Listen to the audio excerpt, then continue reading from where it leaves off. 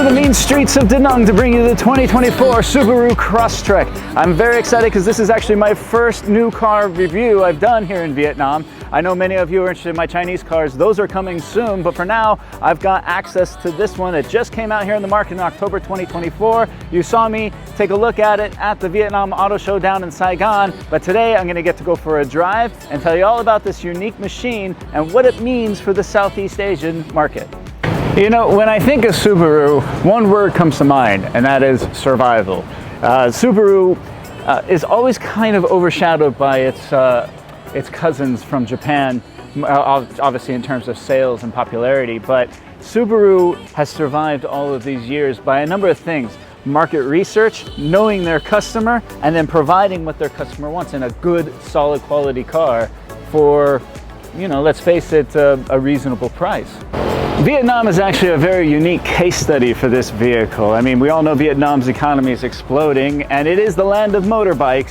However, that is changing. As the consumers here get more disposable income, they're looking to upgrade to cars. And that puts taxes on the local infrastructure.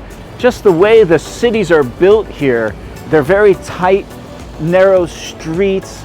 There's an awful lot of flooding in some of the major cities. And so that makes this a very unique option for the consumer base here. And not just in Vietnam, all of Southeast Asia. Let me expand on that a little bit further, because we all know that the Crosstrek is just a beefed up version of the Impreza, which quite honestly is a very simple hatchback car, of course with four-wheel drive, but this one has upgraded ground clearance and approach and departure angles, making navigation in the urban jungle of Southeast Asia more exciting.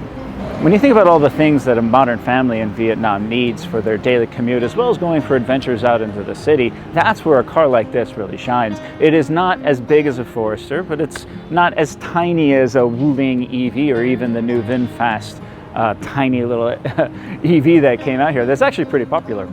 This, however, combines so many unique features that are just perfect for the market here. It's not very often that Subaru changes their styling or gives us a brand new model, so this is really notable. Climbing into the business chair, well, the first thing that I notice here is just how comfortable these seats are. It really is an upgrade. The Subarus that I've sat in the past can be a little firm in the seats, but this is pretty posh, you know. For an old man like me, I wouldn't mind going for a drive.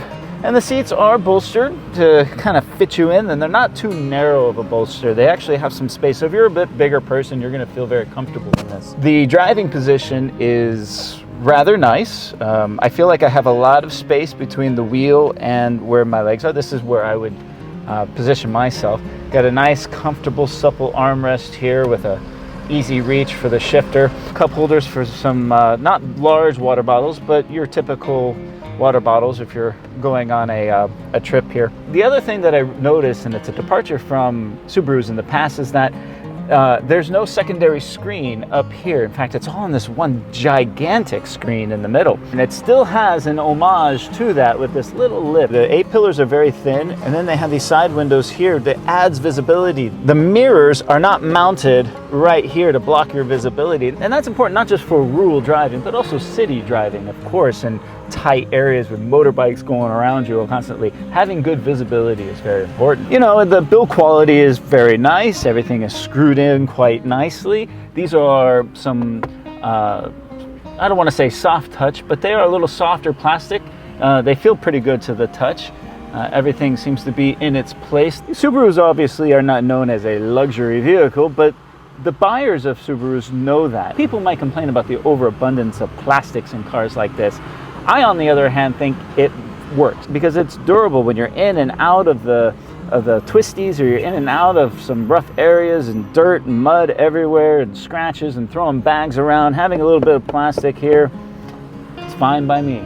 There is a wireless charging pad for your phone right here, as well as looks like a headphone jack, or USB-C and USB-A charging ports, and import ports for Apple CarPlay and Android Auto. Even though the screen is very, very large, and I like that they've gone to that, they kept the volume dial. A lot of people are moving these to different places all around the cabin. It's right where it usually should be, or at least at my age, it's where I'm used to it being. There is dual climate controls here, those are dedicated buttons on the side, but the climate controls are a dedicated part of the screen at the bottom when you turn the car on. One other thing, note here that is kind of an odd piece is a 12-volt socket. Now there's no, there's no cigarette lighter here. That is a unique feature, and it's right here. Climbing into the back seat, we're gonna test this here. Now I haven't adjusted the seats at all, so this might be what you would get in if this was you're going for a ride with your friends.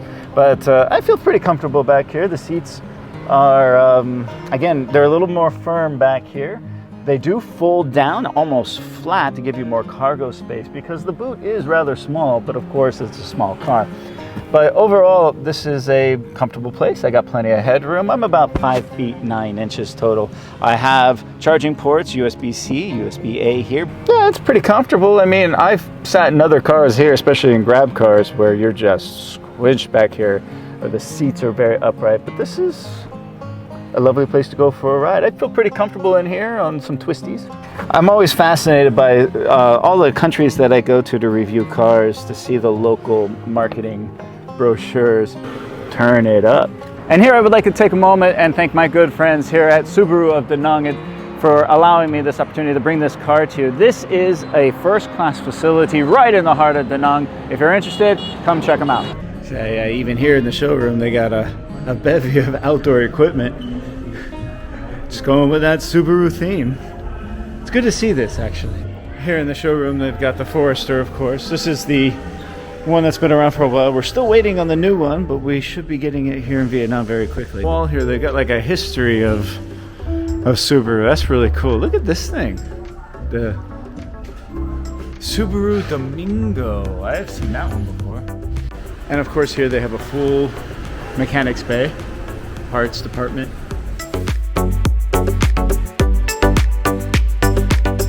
Now we're gonna get to go for a drive in this thing. There's nothing like driving a brand new car, is there? That new car smell. Now this is the hybrid model, which I'm very excited for. I love hybrids. I really think hybrid is the way to go. All right, get out of here. Again, with that high ground clearance, getting up and down the curbs and everything, I have no problem. The ride is firm, but it is getting all of the little tiny bumps really, really well. The visibility is fantastic. I mean, I really feel very confident. I can see everything around me, which is very nice, navigating these narrow streets and all the bikes. Now here in Da Nang, it's not as crazy as Ho Chi Minh or Hanoi, but Da Nang does have some areas where, you know, even in my Santa Fe, it gets a little tight. A lot of people like to complain that Subaru steering is vague. I don't believe that's the case. In fact, I think Subaru steering is fantastic. I feel very confident behind the wheel of Subarus, mostly because of that all-wheel drive. When you're driving very fast in the twisties and going out and around and checking things out, it's that rally car feeling. Yeah, even with the 2.0 liter Boxer 4-cylinder in this, it makes about 150 horsepower if I'm not mistaken. All of the crosstreks now are just automatic. There's no more manuals in these cars anymore, which I prefer. I prefer a manual, but it's a sign of the times. Fewer and fewer people are knowing how to drive manual stick these days. But yeah, just coming around this corner, there's almost no body roll because of even though it's jacked up a little bit, there's a very low center of gravity thanks to that Boxer engine. Of all the places that I have driven in the world, and there have been a lot, you know, it was the hardest place for me to drive was actually Cebu, Philippines. So even though that tiny little engine doesn't produce a whole lot of horsepower, it's okay.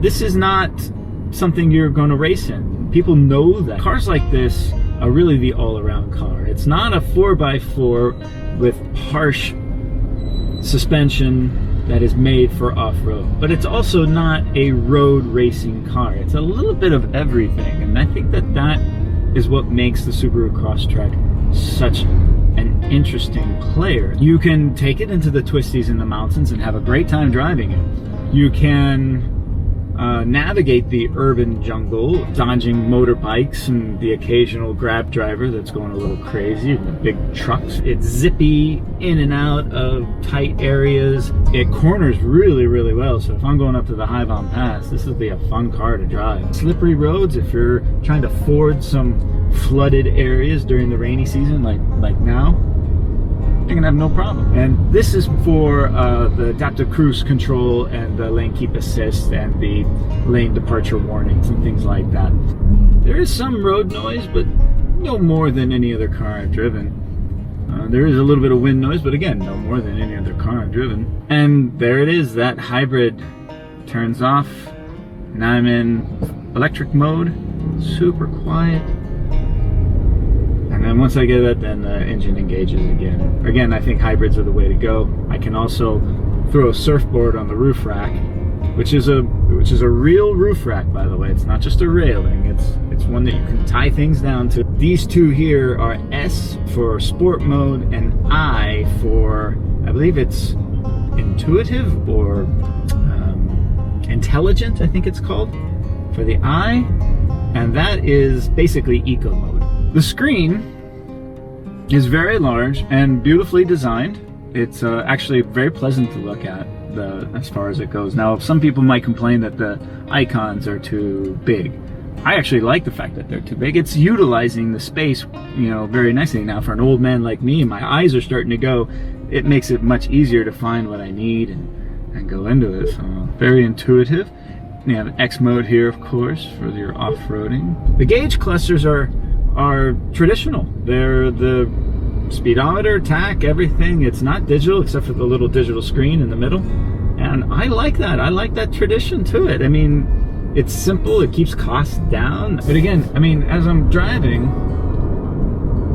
the steering is spot on. It's great. And other Subarus that I've driven in the past, when I've driven them up in the mountains and everything, you can get a little sporty in them. I mean, the acceleration and the torque isn't Corvette level, but it is enough, and it's still fun to drive because the steering is so responsive. It's very nice. Beautiful beach. So I'll take this corner, some speed here. Very nice. Handled a couple of the little potholes in the road, very nice. Almost didn't feel it at all. You take your foot off the gas and it coasts really nice. And again, the visibility is fantastic all the way around. Even out the back, it's not too bad. So you can see everything around you.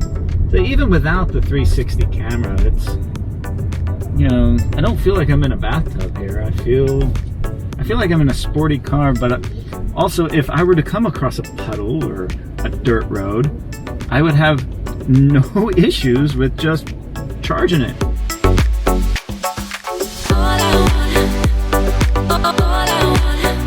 Well, that's it for my little drive of the brand new Subaru Crosstrek. Wonderful little car, great price point. It's a solid car that won't break the bank. It won't cost you an arm and a leg to maintain it, attain a resale value higher than most of its rivals. It'll navigate you to and from where you need to go in the urban jungle. It's definitely a car I can see myself driving one day. Okay, everybody, we'll see you in the next one.